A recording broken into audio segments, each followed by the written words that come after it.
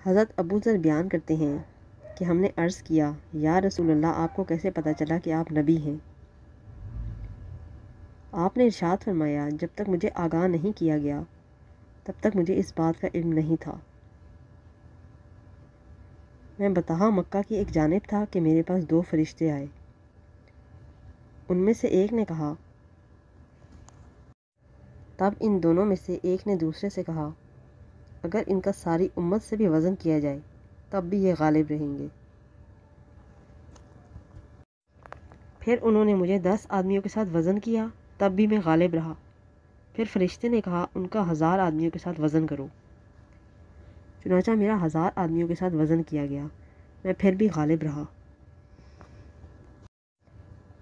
کیا یہ وہی شخصیت ہے جن کے پاس جانے کا ہمیں حکم دیا گیا ہے؟ تب ان میں سے ایک نے کہا، ہاں، ان کا ایک آدمی کے ساتھ وزن کرو۔